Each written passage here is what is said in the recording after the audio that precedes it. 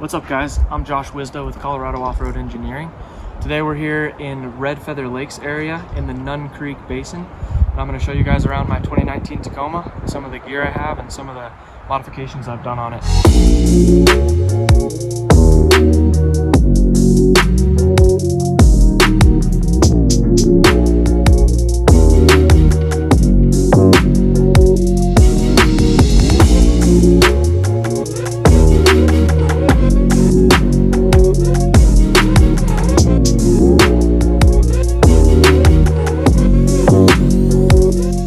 So starting out, I just recently put these Method NV 305 bronze wheels on.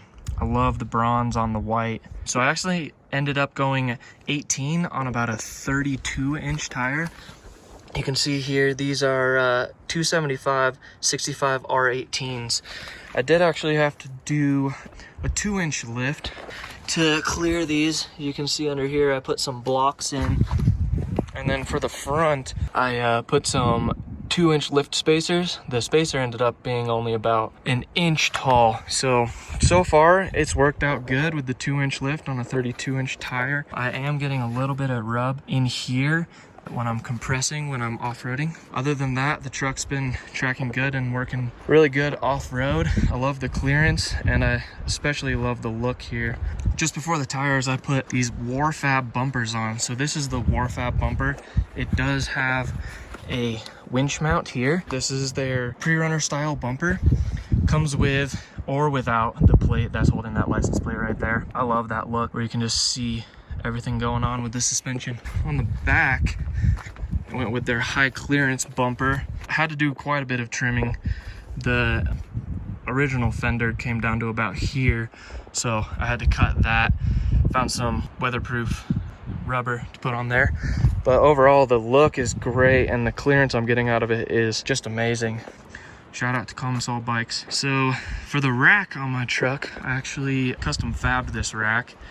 I drew it all by hand and then a buddy helped me do the bending and fabbing. I'm running the Roto Packs, just the 2 gallons. 2 gallons of gas and 2 gallons of water, which has been enough for anything I need. I usually only go out for 2 days or so.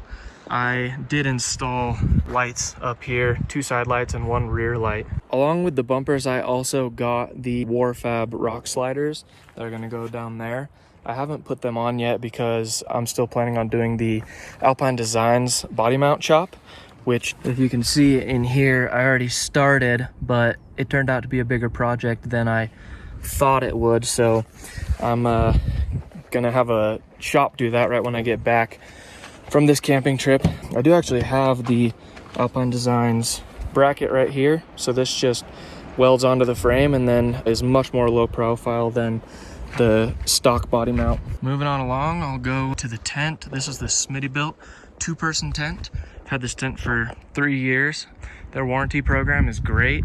As far as I know, all of the tents are made in the same factory. So this is one of the cheaper tents that you can get. It's been great. I actually keep this pillow and my sleeping bag up in here while I'm on a trip. I'll just pack it up and just be on my merry way.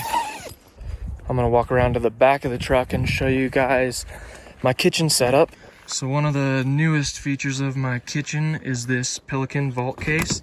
I have all of my camping kitchenware in this box. Took me a while to cut out this foam by hand, but you got the cast iron, of course, plates, bowls.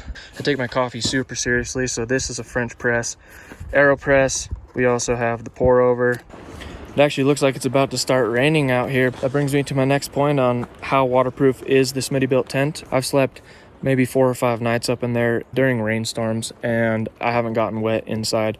So it's not bad. You can pop out the rain fly and then you don't really have to worry about it much. As far as my front light pods go, I'm running the rigid Radiance light pods. So these actually glow amber. They glow amber along with my Yoda Grille with the Raptor lights. Nothing but good things to say about it. It was an easy install. I was a little bit worried about my radar sensor here being so low. As you can see, the bumper is almost getting in the way of the sensor, but I do still have the speed control options and it hasn't gotten in the way. Haven't had any issues with that.